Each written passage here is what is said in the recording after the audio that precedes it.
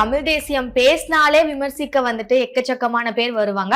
அதுவும் தமிழ் தேசிய பேசுற நபர்களே விமர்சனங்களை வந்து வைப்பாங்க. அப்படி இருக்கப்போ பாரிசலன் கூட நீங்க நின்று இருக்கீங்க, அதுக்கு காரணம் என்ன? எனக்கு வந்து தமிழ் தேசிய அரசியல் மீது ஒரு ஈடுபாடு இருந்திருக்கு. நிறைய வாட்டி வள்ளுவர் கோட்டத்தில் வந்து நாம் தமிழர் கட்சியோட மீட்டிங்கை வந்து வள்ளுவர் கோட்டத்தை கடந்து போகும்போது சீமான் பேசுவாரான்னு சொல்லிட்டு நிறைய வாட்டி நான் நின்று பார்த்தேன். அப்படி இருக்கிறப்போ அவர் வந்து ஒரு தமிழ் தேசியம் சார்ந்த இயக்கத்தை வந்து கட்டமைக்கிறாரு, ஆரம்பிக்கிறாரு. அப்படிங்கிற பட்சத்தில் அது முதல் நாளில் நான் வந்து இருக்கணும் அப்படிங்கிற ஒரு ஆசை இருந்துச்சு. அதனால நான் வந்து அங்கே போய் நின்று ஒரு ஸ்பெக்டேட்டரா நான் அதை பார்த்து வந்து ரசித்தேன். ஏதோ என்னால் முடிந்த சில வேலைகளையும் வந்து ஆக்சுவலா எந்த ஒரு இயக்கமா இருக்கட்டும் இல்ல எந்த ஒரு புது கட்சியா இருக்கட்டும் ஆதரவு அப்படின்றது ரொம்ப சீக்கிரம் கிடைச்சிடாது. அதுக்காக நிறைய மெனக்கடணும். ஆனா இந்த மாதிரி ஒரு புதிய இயக்கம் ஸ்டார்ட் பண்ணி மக்களோட ஆதரவு அந்த அளவுக்கு கிடைச்சிருக்கு. அது எப்படி இருக்கு உங்களுக்கு? அதை நிஜமா சொல்றேன், அவரே தப்பா எடுத்துக்கிற கூட பரவாயில்ல, இவ்வளவு பேர் வருவாங்க நான் எதிர்பார்க்கல. 200 பேர் கூட வருவாங்களா, ஃபில் ஆயிருமே, எல்லாருமே வந்து பார்க்கணுமே அப்படின்னு நினச்சிட்டு இருக்கிறப்போ 3 மணி நேரம் நடந்த ஈவெண்ட்டு அங்கே நிற்கிறதுக்கு வந்து இடம் இல்லை. சரியா, அங்கே வந்து நின்னவங்க பின்னாடி வந்து நின்றுருக்காங்க, இருக்கு இப்படி நின்றுருக்காங்க. நானும் வந்து பார்த்தீங்கன்னா இப்படி தான் நின்று என்னால் அசைய முடியாது, அந்த மாதிரி வந்து ஃபுல் ஆயிடுச்சு, மூச்சு விட முடியலங்கிற அளவுக்கு ஃபுல் ஆயிடுச்சு. கடைசியில் அந்த ஹாலோட வெளியில ஒரு 80 பேர் நின்று இருந்தாங்க. கண்டிப்பா இப்ப நீங்க சொல்லும் போதே தெரியுது எதிர்பார்த்ததை விட அதிகமா வந்திருக்காங்க. அப்படின்றப்போ இந்த ஒரு தமிழ் தேசிய இயக்கம் ஃபியூச்சர்ல ஒரு கட்சியா மாறதுக்கு வாய்ப்புகள் இருக்கா? பல பேர் வந்து பாத்தீங்கன்னா வந்து ஏழாடம் செஞ்சப்போ என்னெல்லாம் சொல்லியிருந்தாங்கன்னா, 3 பேர் தானே உட்காந்து பேச போறீங்க, ஏதோ ஒரு பேக்கரியில் உட்காந்து பேசுங்க, நல்ல கலாய் தான், சூப்பர், நல்ல ஹியூமர் தம்பி அப்படிங்கிற மாதிரி தான் எனக்கு வந்து தோணுச்சு. அதற்கு அவரே கீழே என்ன பதிவிட்டு இருந்தாருன்னா, ஒரு சின்ன ஒரு விதையை வந்து பதிவிட்டார். நான் கேட்டேன், என்னங்க இது? எங்க இதாங்க ஆலமரம் விதை. மொழி சார்பா இல்லாம பல மொழிகள் பேசுறவங்களும் வந்து வந்திருந்தாங்க. அவங்க எல்லாம் ஃபோன் பண்ணி என்ன கேட்குறாங்க, நாங்களாம் இந்த மொழி பேசுறோம், வரலாமா? விமர்சனம் செய்யறவங்க கண்டிப்பா இருக்கணும். ஏன்னா விமர்சனங்கள் மட்டுமே ஒருத்தர் வந்து பட்டை திட்டி வந்து கூர்மையா ஆக்கும். ஓகே, இன்னொரு பெரிய விமர்சனம் என்ன அப்படின்னா, சீமான் அவர்களுக்கு எதிராக தான் இந்த ஒரு இயக்கத்தை ஸ்டார்ட் பண்ணியிருக்காங்க அப்படின்னு சொல்லிட்டு நிறைய பேர் சொல்லிட்டு இருக்காங்க. அதெல்லாம் பாக்குறப்போ உங்களுக்கு எப்படி இருக்கு? இது வந்து திராவிடம் ஆரியம் தான் நம்மளுடைய எதிரின்னு சொல்லிட்டு ஓப்பனா சொல்றாரு. சீமான் என்ன திராவிடரா இல்ல ஆரியரா அப்படி அவர் ஐடென்டிஃபை பண்ணிக்கல தமிழ் தேசியவாதிகள். அந்த வகையில வந்து பாத்தீங்கன்னா அவர் சொல்லின்படி பார்த்தா சீமான் அவர்களுக்கு எதிராக அது முற்றிலுமா இல்லவே இல்லை. யாராவது நம்ம சக தமிழ் தேசியவாதிகளை பச்சையா பேசினாங்க அப்படின்னா இயக்கத்துல வந்து நீக்கப்படுவாங்க. எஃப்டி பாலிடிக்ஸ் நேயர்களுக்கு வணக்கம். இன்னைக்கு நம்ம கூட யூடியூபர் வருண் ப்ரோ இருக்காரு, அவர் கூட பேசுவோம். வணக்கம் சிஸ்டர், எப்படி இருக்கீங்க? ரொம்ப நல்லா இருக்கேன், நீங்க எப்படி இருக்கீங்க? நல்லா இருக்குமா? ஆக்சுவலா வந்துட்டு உங்களுக்கு தான் இது ஒரு ரொம்ப பெரிய நியூஸ். ஆக்சுவலா பாரிசலன் அவங்க வந்துட்டு ஒரு புதிய தமிழ் தேசிய இயக்கம் ஸ்டார்ட் பண்ணிருக்காங்க. அதுக்கு எங்க சார்பா முதல்ல ஒரு வாழ்த்துக்களை சொல்லிக்கிறோம். இருந்தாலும் இதுல இருந்து ஒரு குவெஸ்டின், இப்போ இருக்க சிச்சுவேஷன்ல இந்த மாதிரி ஒரு இயக்கம் ஸ்டார்ட் பண்றதுக்கு காரணம் என்ன? ரொம்ப நாளாவே அவரோட காணொலிகள்ல வந்து இயக்கம் தொடங்குவேன்னு சொல்லிட்டு தான் இருந்தாரு. கேள்விகள் கேட்கப்பட்டவும் சரி, அவர் தனியாக உட்காந்து பேசுறப்போ அதை வந்து வெளிப்படுத்திட்டே தான் இருந்தாரு. அதற்கான காலம் வந்து இப்போ வந்துட்டு தான் அவர் நினைச்சிருக்காரு போல இருக்கு. அவர்கிட்டயே அவரோட சேனல்ல வந்து ஏன் இப்போ ஸ்டார்ட் பண்றீங்க அப்படின்னு நான் கேட்டிருந்தேன். பாத்தீங்கன்னா தெரிஞ்சிருக்கும். நான் ரொம்ப நாளாக காத்துட்டு இருந்தேன். எனக்கு ஏஜ், அதுக்கப்புறம் என்னோட மைண்ட் செட்டு, அதற்கான ஒரு காலம் வந்து கணிந்து வரணும் அப்படின்னு தோணுச்சு. அதனால இப்போ வந்து ஸ்டார்ட் பண்ணியிருக்கேன். அதுக்கான சூழ்நிலைக்கு வந்து தள்ளப்பட்டிருக்கேன் அப்படிங்கறதுனால இப்போ ஸ்டார்ட் பண்ணியிருக்காரு. ஓகே, ஆக்சுவலா வந்துட்டு தமிழ் தேசியம் பேசினாலே விமர்சிக்க வந்துட்டு எக்கச்சக்கமான பேர் வருவாங்க. அதுவும் தமிழ் தேசிய பேசுற நபர்களே விமர்சனங்களை வந்து வைப்பாங்க. அப்படி இருக்கப்போ பாரிசலன் கூட நீங்க நின்று இருக்கீங்க, அதுக்கு காரணம் என்ன? இல்ல, எனக்கு வந்து நான் நின்றுருக்கேன் அப்படின்னு பெரிய விஷயமெல்லாம் சொல்லல. ஃபர்ஸ்ட் ஆஃப் ஆல் நான் இப்போ வந்து டிஸ்க்ளைமரா சொல்ல, தெளிவுக்காக சொல்றேன். அந்த இயக்கத்தோட கொள்கை, அதை எப்படி போகுது, தேர்தல் நிற்குமா, முழுக்க அது வந்து அவருடைய வாயிலிருந்து தான் வரணும். நான் அவருக்காக நான் இங்கே பேசல, நான் அந்த இடத்துல ப்ரெசென்ட்டாக இருந்தேன் நீங்க சொன்ன மாதிரி. அதனால என்னோட ஒப்பீனியன்ஸ், நான் பார்த்த விஷயம், எனக்கு என்ன தோணுது அப்படிங்கிறது வந்து நான் பதிலாக சொல்கிறேங்க. இது வந்து அவருடைய கருத்தில் முழுக்க என் கருத்து. நின்றுருக்குன்னு சொல்கிறதோட இப்போ எனக்கு வந்து தமிழ் தேசிய அரசியல் மீது ஒரு ஈடுபாடு இருந்திருக்கு. நிறைய வாட்டி வள்ளுவர் கோட்டத்தில் வந்து அப்போல்லாம் நம்மளுக்கு முகம் நிறைய பேருக்கு தெரியாது, சில பேருக்கு தெரிஞ்சிருக்கோம், நம்ம மீடியாவில் ரொம்ப நாளாக இருக்கும். நாம் தமிழர் கட்சியோட மீட்டிங்கை வந்து வள்ளுவர் கோட்டத்தை கடந்து போகும்போது சீமான் பேசுவாரான்னு சொல்லிட்டு நிறைய வாட்டி நான் நின்று பார்த்துருக்கேன். சென்னையில் நான் அதிகமாக அந்த கட்சியில் நான் இல்லை உறுப்பினராக, எந்த கட்சியிலுமே நான் உறுப்பினராக இல்லை. ஆனால் அவரோட பேச்சு பிடிக்கும்ன்றனால வந்து பார்த்துருக்கேன். தமிழ் தேசிய அரசியல் பிடிக்கும். தமிழ் தேசிய அரசியல் அதிகமாக பேசிட்டு இருந்தது வந்து சீமான் தான். அதற்கப்புறம் வந்து பார்த்திங்கன்னா தொடர்ந்து அதிகமான காணொலிகள் மூலியமாக வந்து தமிழ் தேசிய அரசியலை வந்து மக்கள்கிட்ட, தமிழக மக்கள் வந்து தமிழ்நாட்டில் இருக்க மக்கள் மட்டும் இல்லாமல் உலக தமிழ் மக்கள் அனைவருக்கும் கொண்டு போய் சேர்த்தது பாரிசாலன் அவர்கள். அந்த விதத்தில் வந்து நம்மளும் யூடியூப் தளத்தில் பயணிக்கிறோம் அப்படிங்கிறதுனால நாங்கள் ஒன்று கூடி சேர்ந்து வேலை செய்யறதுக்கான வாய்ப்பு கிடைச்சிது. நிறையா அவருடைய கருத்துக்கள் நான் உடன்பட்டு போகிறேன் அப்படிங்கிறனால, எல்லாத்தையும் சொல்ல முடியலனாலும் பெரும்பான்மையான கருத்துக்கள், தமிழ் தேசிய அரசியல் கருத்துக்கள் உடன்பட்டு போகிறேங்க. அப்படின்றதுனால நாங்க 2 பேருமே சேர்ந்து வந்து தொடர்ந்து காலனி பண்ணிட்டு இருக்கோம். அப்படி இருக்கிறப்போ அவர் வந்து ஒரு தமிழ் தேசியம் சார்ந்த இயக்கத்தை வந்து கட்டமைக்கிறாரு, ஆரம்பிக்கிறாரு அப்படிங்கிற பட்சத்துல அது முதல் நாள்ல நான் வந்து இருக்கணும் அப்படிங்கிற ஒரு ஆசை இருந்துச்சு. அதனால நான் வந்து அங்க போய் நின்னு ஒரு ஸ்பெக்டேட்டரா நான் அதை பார்த்து வந்து ரசிச்சேன். ஏதோ என்னால் முடிந்த சில வேலைகளையும் வந்து செஞ்சேன். பண்ணிருக்கீங்க. ம். ஆக்சுவலா எந்த ஒரு இயக்கமா இருக்கட்டும் இல்ல எந்த ஒரு புது கட்சியா இருக்கட்டும் ஆதரவு அப்படின்றது ரொம்ப சீக்கிரம் கிடைச்சிடாது. அதுக்காக நிறைய மெனக்கடணும். ஆமா. ஆனா இந்த மாதிரி ஒரு புதிய இயக்கம் ஸ்டார்ட் பண்ணி மக்களோட ஆதரவு அந்த அளவுக்கு கிடைச்சிருக்கு. ம். அது எப்படி இருக்கு உங்களுக்கு? அத பத்தி நிஜமா சொல்லுங்க. சொல்றேன். அவரே தப்பா எடுத்துக்கிட்டா கூட பரவாயில்ல. இவ்வளவு பேர் வருவாங்கன்னு நான் எதிர்பார்க்கவே இல்ல. எதிர்பார்க்கல. சத்தியமா எதிர்பார்க்கவே இல்ல. பேக்ரவுண்ட் ஸ்டோரி அவரே வந்து சொல்லுவார் மேபி ஃபியூச்சர்ல. அந்த 2 தம்பிங்கள அனுப்பி வந்து ஒரு ஹாலை வந்து புக் பண்ண சொல்றாங்க. ஏன்னா ஏற்கனவே வந்து இந்த மாதிரி ஏதோ ஒரு திராவிட ஒழிப்பு மாநாடு நடத்துறப்போ அதற்கு வந்து மண்டபம்லாம் தரல. தந்த மண்டபத்திலயும் வந்து பார்த்தீங்கன்னா அதுக்கான பெர்மிஷன் கொடுக்கல, நடத்தவே விடல. அது வந்து நடத்தாம அதற்கு செஞ்ச சாப்பாட்டெல்லாம் வந்து நிறைய மக்களுக்கு யாருக்கெல்லாம் வந்து சாப்பிடாம இருந்தாங்களோ அவங்களுக்குலாம் கொண்டு போய் கொடுத்ததா வந்து அவர் என்கிட்ட வந்து சொல்லியிருந்தார். அப்படிதான் அது வந்து நடக்க முடியாம போச்சு. இந்த நேரத்தில் இப்படி ஒரு விஷயம் வந்து நடக்குமா அப்படிங்கிற ஒரு சந்தேகம் தான் வந்து இருந்துச்சு. ஏன்னா பாஸ்ட்ல அப்படிதான் இருந்திருக்கு இல்லையா? இன்னைக்கு இருக்கிற சூழ்நிலையில வந்து பார்த்தீங்கன்னா யார் எதிரிகள்னு கருதுறாங்களோ அவங்க மட்டும் இல்லாம யாரெல்லாம் இந்த மாதிரி ஒரு இயக்கம் வந்து கட்டமைக்கப்படுறது அவங்களுக்கு பிடிக்காதுன்னு நினைக்கிறாங்களோ அவங்களோட தூண்டுதலின் பேர்லயும் வந்து இது வந்து நிறுத்தப்படலாம் அப்படின்னு தான் நினைச்சேன். அப்படிங்கிற மாதிரி தான் ஒரு நினைப்பு இருந்துச்சு. அப்படி இருக்கிறப்போ எக்மோர்ல ஒரு சின்ன ஹால்ல 80 பேர் மட்டுமே உட்காரக்கூடிய ஒரு ஹால்ல போய் புக் பண்ணிட்டு வாங்கன்னு சொல்லிட்டு 2 தம்பிகளை வந்து அனுப்புறாரு. அவங்க என்ன பண்றாங்க, மிஸ்டேக்கா வந்து 200 பேர் உட்கார்ற மாதிரி ஹாலை வந்து புக் பண்ணிடுறாங்க. ஓகே. So, புரியுதா? ஆனா சொன்னப்பவே 80 பேர் தான் வருவாங்க. 80 அந்த பேர் அளவுக்கு வந்து போட்டா போதும் அப்படின்னு. போதும். ஐயோ 200 பேருக்கு உண்டான ஹாலை புக் பண்ணிட்டாங்களே ம். அப்படிங்கிற மாதிரி ஒரு சின்ன சந்தேகம் இருந்துச்சு. அவரோட ஸ்பீச் வந்து வரும், அதுலயே அவர் சொல்லியிருப்பாரு பாத்தீங்கன்னா. சின்ன சந்தேகம், எங்களை வந்து நாங்களே குறைந்து மதிப்பிட்டோம் அப்படின்னு சொல்லிட்டு அந்த 200 பேர் வருவாங்களா, 200 பேர் வந்துடணும் அப்படின்னு சொல்லிட்டு அவரோட காணொலிகள் பண்ணும்போதெல்லாம் அதை வந்து அறிவிச்சிட்டே இருந்தோம். எனக்கு ஒரு வாய்ப்பு கிடைச்சப்போ என்னோட ஒரு காணொலியில் நான் வந்து சொல்லியிருந்தேன், இந்த மாதிரி இங்க போங்க, இந்த அட்ரஸ்லாம் இருக்கு அப்படின்னு சொல்லிட்டு. அதன் மூலியமா மட்டும் இல்லாம பல பேர் அவங்களே முன் வந்து பாத்தீங்கன்னா அந்த ஒரு போஸ்டர் ஒன்று டிசைன் ஆயிடுச்சு. அதை வந்து அவங்களோட ப்ரொஃபைல் எல்லாம் வந்து பரப்புனாங்க. யாருமே சொல்லவே இல்லை. பரப்பி வந்து இன்ஸ்டாகிராம் போன்ற வலைதளங்கள்ல, ட்விட்டர் போன்ற தளங்கள்ல வந்து அது பரப்பப்பட்டுச்சு. நிறைய பேர் கொண்டு போய் சேர்த்தாங்க. அதை 200 பேர் கூட வருவாங்களா, ஃபில் ஆயிருமே, எல்லாருமே வந்து பார்க்கணுமே அப்படின்னு நினைச்சிட்டு இருக்கிறப்போ நிச்சயமா வந்து அதை வந்து விவரிக்கவே முடியாத ஒரு விஷயம். அது ஒரு சின்ன ஹால் தான். சரியா? ஏன் சின்ன ஹாலா தெரிஞ்சதுன்னா பின்னாடி சொல்றேன். நான் 200 பேர் வருவாங்களா பெரிய ஹால் அது அப்படின்னு யோசிச்சுட்டு இருந்தோம். அதுக்கப்புறம் 3 மணி நேரம் நடந்த ஈவெண்ட். அங்க நிக்கிறதுக்கு வந்து இடம் இல்ல.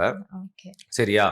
அங்க வந்து நின்னவங்க பின்னாடி வந்து நின்று இருக்காங்க. இருக்கு அப்படின்னு இருக்காங்க. நானும் வந்து பாத்தீங்கன்னா நின்று என்னால அசைய முடியாது. அந்த மாதிரி வந்து ஃபுல் ஆயிடுச்சு. மூச்சு விட முடியலங்கிற அளவுக்கு ஃபுல் ஆயிடுச்சு.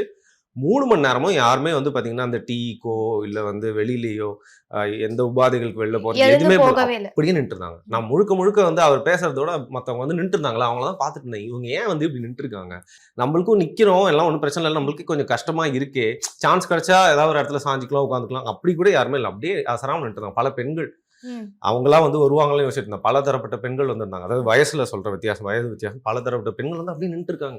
ஒரு அக்கா வந்து வெளில போயிட்டாங்க. சரியா? பாதியில வெளில போயிட்டு இருக்கப்போ நாங்க தண்ணி வாங்கிட்டு இருக்கா போனோம். அக்கா ரொம்ப தேங்க்ஸ்க்கா வந்ததுக்கு அப்படின்னு நான் சொல்லிட்டு திருப்பி தண்ணி வந்துட்டு உள்ள வரோம். அவங்களுக்கு என்ன நினைச்சவங்களா திருப்பி வந்து நின்ட்டாங்க. அப்படியே முடிகிற வரைக்கும் நின்று போனாங்க.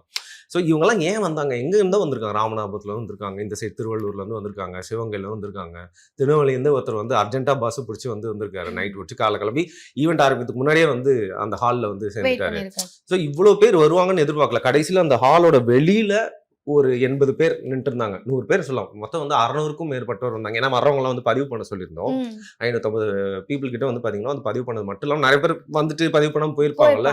ஸோ அந்த ஃபுட்ஃபால் வந்து பாத்தீங்கன்னா 600க்கும் மேற்பட்டவர். ஸோ இந்த அளவுக்கான ஒரு கும்பலை வந்து வரவேற்பு வந்து எதிர்பார்க்கவே இல்லை. அதுவும் வந்தவங்க எல்லாருமே வந்து பாத்தீங்கன்னா அவங்களுக்கு வந்து ஒரு ஹோப் மட்டும் இல்லாம அவங்களுக்கு சொல்றதுக்கு ஏதோ ஒரு விஷயம் இருந்துச்சு. கேள்வி பதில் செஷன்ல அவங்க வந்து மனமும் வந்து கேட்டாங்க. சில பேர் வந்து பாத்தீங்கன்னா வந்து பிரச்சனை பண்றதுக்கும் வந்து சில கேள்விகள்லாம் எழுப்புனாங்க. ஆனா அங்க இருக்கிற ஆதரவை பார்த்தோன்னே வந்து ஆஹா, இது வந்து ஆர்கனைஸ்டா வந்து ஆர்கானிக்கா திரண்ட கூட்டம், இங்க வந்து எதுவும் வந்து வாலாட்ட முடியாதுன்னு சொல்லிட்டு அவங்களோட மொக்க கேள்வியில வந்து கேட்டுட்டு போயிட்டாங்க. சில பேர் வந்து ஊடுருவி வந்து உழவு பார்க்கறதுக்கும் வந்தாங்க. பல பேர் வந்து லைவ் கமெண்ட்ரிலாம் அவங்களுக்கு நண்பர்கள்லாம் வந்து கொடுத்துட்டாங்க. இந்த மாதிரி வந்து பாத்தீங்கன்னா ஆனா பெரும்பான்மை ஆதரவாளர்கள் தான் வந்து வந்தாங்க. எனக்கு நிஜமாவே ரொம்ப நெகிழ்ச்சியான ஒரு தருணம். அது சொன்னா வந்து ரொம்ப கிரிஞ்சா இருக்கும் அப்படின்னு யோசிக்கிறேன். உள்ளுக்குள்ள நான் வந்து கண் கலங்கிட்டேன். ஏன்னா நம்மளுக்கு தெரிஞ்சு நம்ம ஃப்ரெண்டோட ஈவெண்ட் இப்படி நடக்குது அப்படிங்கிறப்போ வந்து இந்த அளவுக்கு எதிர்பார்க்கல. அவங்கலாம் வந்து நின்று போனாங்க, சலிப்பே இல்லாம நின்று போனாங்க. அப்படிங்கிறது வந்து ஒரு பெரிய வெற்றி தான். கண்டிப்பா. இப்ப நீங்க சொல்லும் போதே தெரியுது, எதிர்பார்த்ததை விட அதிகமா வந்திருக்காங்க அப்படின்றப்போ இந்த ஒரு தமிழ் தேசிய இயக்கம் ஃபியூச்சர்ல ஒரு கட்சியா மாறதுக்கு வாய்ப்புகள் இருக்கா? இந்த மாதிரி பெரிய முக்கியமான கேள்விகளுக்கான பதில்லாம் அவர் தான் சொல்லணும். நான் சொல்றது சரியா இருக்காதுல்ல. ஆனா இது வந்து பெருசாகும், கட்சியா மாறுறதுக்கு தேர்தல் அரசியல் இந்த மாதிரி விஷயங்கள்லாம் அவர் சொல்லுமே தவிர்த்து கண்டிப்பா இது வந்து பெருசா தான் ஆகும். ஏன்னா இன்னைக்கு பெருசா இருக்கிற பல இயக்கங்கள் வந்து பாத்தீங்கன்னா வந்து இந்த அளவு இதோட ரொம்ப சின்னதா ஆரம்பிச்சது தான். அதனால நீங்க என்னைக்குமே சின்னதா இருக்கு, கூட்டம் சின்னதா இருக்கு, ஆனா உங்களோட கருத்து ரொம்ப ஸ்ட்ராங்கா இருக்குன்னா அவங்கள பார்த்து நீங்க பயப்படணும். அது யாரா இருந்தாலும் சரி. அது திருப்பி அன்அப்பாலஜெட்டிக்கா பேசிட்டே இருக்காங்களா, அவங்கள வந்து நீங்க வந்து இக்னோர் பண்ணக்கூடாது. அவங்கள நோட்டீஸ் பண்ணணும். ஆக்சுவலா நீங்க தூக்கி வச்சு கொண்டாடலன்னா கூட பரவாயில்ல, அவங்கள இக்னோர் பண்ணக்கூடாது. என்ன பண்றாங்க அவங்க ஆக்டிவிட்டிஸ், ஏன் இத்தனை பேர் வராங்க மனமும் வந்து அவன் காசை செலவு பண்ணி ஒரு பண்டிகைனால வந்து ஏன் இவ்வளவு பேர் வந்து கஷ்டப்பட்டு நின்னு பார்த்துட்டு போறாங்க அப்படிங்கிற மாதிரி நீங்க யோசிக்கணும். ஸோ கண்டிப்பா இது பெருசு தான் ஆகும்.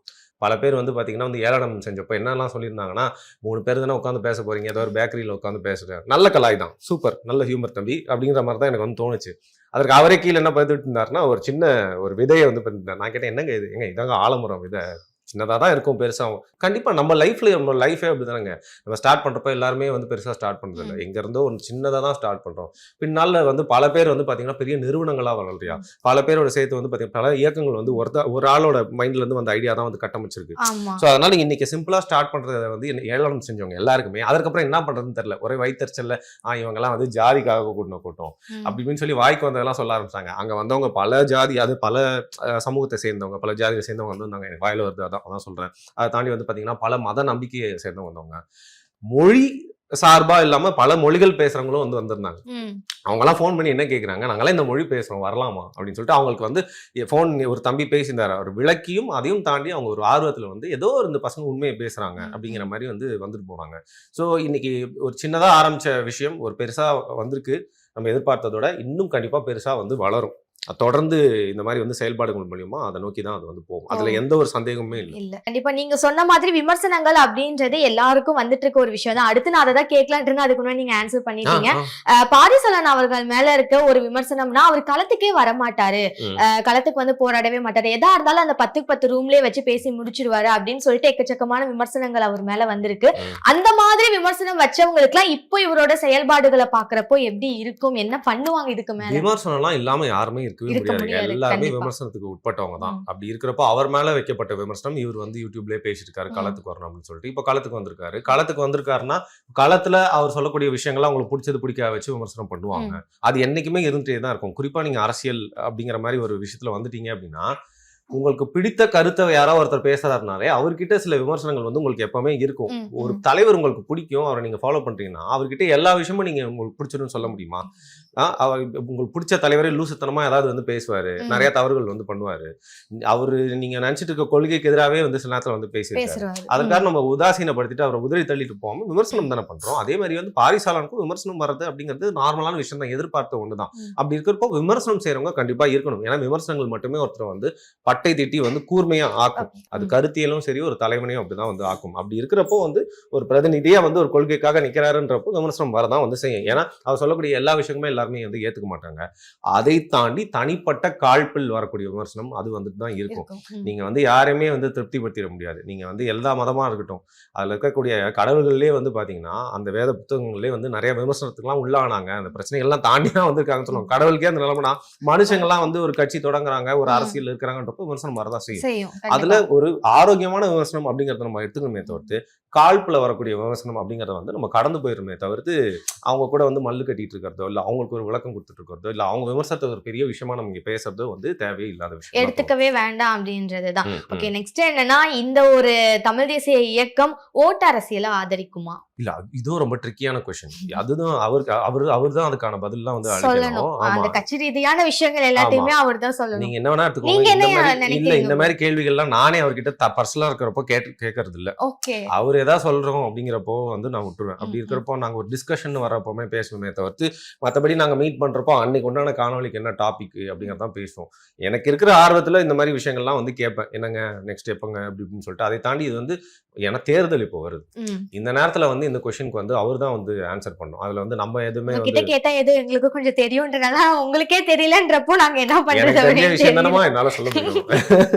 யா, சோ அதனால அந்த கேள்விக்கு வந்து என்கிட்ட வந்து விடை இல்ல. ஓகே, இன்னொரு பெரிய விமர்சனம் என்ன அப்படின்னா, சீமான் அவர்களுக்கு எதிராக தான் இந்த ஒரு இயக்கத்தை ஸ்டார்ட் பண்ணிருக்காங்க அப்படின்னு சொல்லிட்டு நிறைய பேர் சொல்லிட்டு இருக்காங்க. அதெல்லாம் பாக்குறப்போ உங்களுக்கு எப்படி இருக்கு உங்களோட கருத்து? இல்ல, முற்றிலுமா தப்பு, பொய்.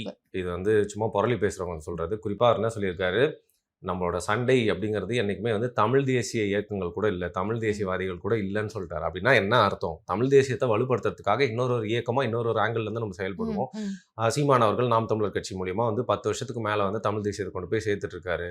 அவருடைய பணி மட்டும் இல்லாம இன்னும் பல பேர் வந்து பாத்தீங்கன்னா வந்து அவங்களோட ஸ்ட்ரென்த் இதுல கூட்டினாதான் தமிழ் தேசியம் பல தளங்கள்ல போய் சேரும், பல வகையான மக்களுக்கு போய் சேரும். அதனால வந்து அவர் குறிப்பா அதை பத்தி ஒரு காணொலி நம்ம யூடியூப்ல பேசினப்பவும் சரி, நேத்தி மக்கள் முன்னாடி அவர் வந்து அந்த மைக்ல பேசினப்போ அவர் ரொம்ப தெளிவா சொல்லிட்டாரு. நம்மளோட சண்டை, நம்மளோட எதிர் அரசியல் அப்படிங்கிறது வந்து மற்ற தமிழ் தேசிய இயக்கங்கள், சகோதர இயக்கங்கள் கூட என்னைக்குமே இருக்கவே இருக்காது. அப்படி இந்த இயக்கத்துல இருக்கிறவங்களே யாராவது நம்ம சக தமிழ் தேசியவாதிகளை கொச்சையா பேசினாங்க அப்படின்னா இயக்கத்துல வந்து நீக்கப்படுவாங்க, தகுந்த நடவடிக்கை எடுக்கப்படும் அப்படின்னு சொல்லியிருக்காங்க. ஸோ அந்த அளவுக்கு ஒரு ஆரோக்கியமான ஒரு கட்டமைப்பா தான் வந்து அவர் பேச்சின் வழியில பார்த்தா நம்மளுக்கு வந்து தெரியுது. அந்த வகையில கண்டிப்பா வந்து சீமான் அவர்களுக்கு எதிராக இது வந்து இல்லவே இல்லை. இன்ஃபேக்ட் சீமான் அவர்களுடைய தமிழ் தேசிய கருத்தை வந்து பாத்தீங்கன்னா இன்னொரு சைடு வந்து இந்த இயக்கம் கொண்டு போய் சேர்க்குது அப்படின்னா தமிழ் தேசியத்துக்கு தான் அது வந்து வலு சேர்க்கும். சீமான இது வந்து பாத்தீங்கன்னா வந்து பலவீனப்படுத்தாது, தமிழ் தேசியத்துக்கு இன்னும் வலு சேர்க்கிற விதமா தான் இருக்கும். கண்டிப்பா வந்து இது வந்து திராவிடம் ஆரியம் தான் நம்மளுடைய எதிரின்னு சொல்லிட்டு ஓப்பனா சொல்லிட்டாரு. சீமான் என்ன திராவிடரா இல்லை ஆரியரா அப்படி அவர் ஐடென்டிஃபை பண்ணிக்கல தமிழ் தேசியவாதினா. அந்த வகையில் வந்து பார்த்தீங்கன்னா அவர் சொல்லின்படி பார்த்தா சீமான் அவர்களுக்கு எதிராக அது முற்றிலுமா இல்லவே இல்லை. அப்படி நிறைய பேர் கட்டமைச்சு அதன் மூலியமா வந்து குளிர்காயை வந்து பார்க்குறாங்க. அது யாருன்னு உங்களுக்கு தெரியும், பிரித்தாளும் சூழ்ச்சியை வந்து சில பேர் செஞ்சு அதில் வந்து அவங்களுக்கு ஒரு சுய லாபத்தை ஈட்டணும்னு நினைக்கிறவங்க.